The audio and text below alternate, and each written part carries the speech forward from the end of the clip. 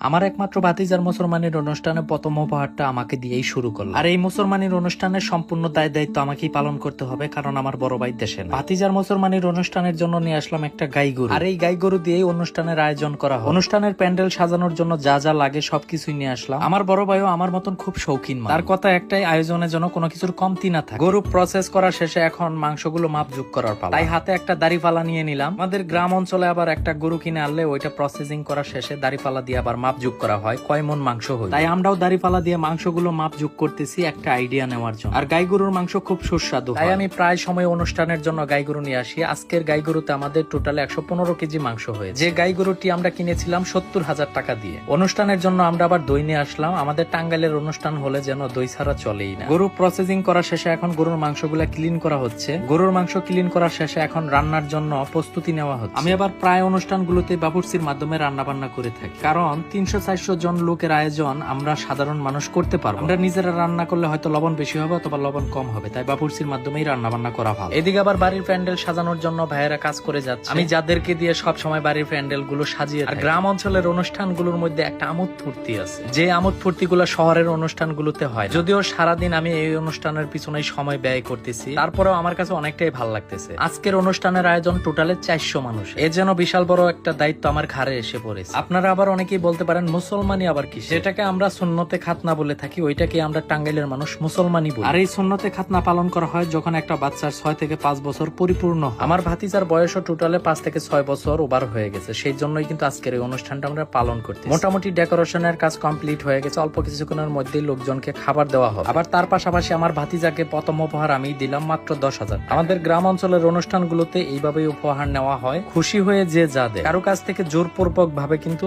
টাকা পয়সা নেওয়া হয় না, এমনকি কোনো উপহারও নেওয়া হয়। দুপুর 1টা বেজে গেছে। অল্প কিছুক্ষণের ভিতরেই লোকজন আমাদের বাড়িতে আসা শুরু করবে। বাড়ির প্যান্ডেল মোটামুটি যতটুকু সম্ভব ভালো করার প্রয়োজন ততটুকু ভালো করেছি। অবশ্যই আপনারা কমেন্টের মাধ্যমে জানাবেন আজকের প্যান্ডেলটা দেখতে কেমন হয়েছে। অলরেডি লোকজন আমাদের বাড়িতে আসা শুরু হয়েছে। অল্প কিছুক্ষণের ভিতরে কিন্তু খাবার দাবারও তাদেরকে দেওয়া হয়। মেসিয়ার ভাই যারা আছে তারা তাদেরকে প্লেট দিতেছে। আমরা গ্রামের মানুষ প্রায় সময় যে ভুলটা করে থাকি, গ্রামের যে লোকাল নকিদার আছে তাদেরকে দিয়ে খাওয়াইলে একটা প্রবলেম, হয়তো খাবার বেশি হবে নয়তো খাবার কম হবে। হয়তো মুখ চিনি খাবার বেশি দিবে, হয়তো মুখ চিনি খাবার কম দিবে, অথবা লোকজনকে খাওয়াইলে অবশেষে বদনাম করে। এই জন্য আমি যে কয়টা অনুষ্ঠান করেছি সব কয়টা অনুষ্ঠানেই আমি নকিদার ভাড়া করে নিয়ে আসি। তারা পরিমাণ মতো লোকজনদেরকে খাবার দিবে, খাবার কখনোই নষ্ট হতে দিবে। আমরা যখন গ্রামের লোকাল নকিদার দিয়ে খাওয়াই তখন খাবার নষ্ট হয়, মানুষ বদনাম করে। কিন্তু আমি এটা কখনোই চাই না যে আমার অনুষ্ঠানে সবাই খায়া বদনাম করে। এই জন্যই আমার প্রত্যেকটা অনুষ্ঠানে আমি মেচিয়ার ভাড়া করে নিয়ে আসি, ওরপে যেটাকে বলা হয় নকিদার। আমিও আবার ঘুরে ঘুরে একটু চেক দিতেছি, কারো পাতে খাবার কম যাইতেছে, আবার কারো পাতে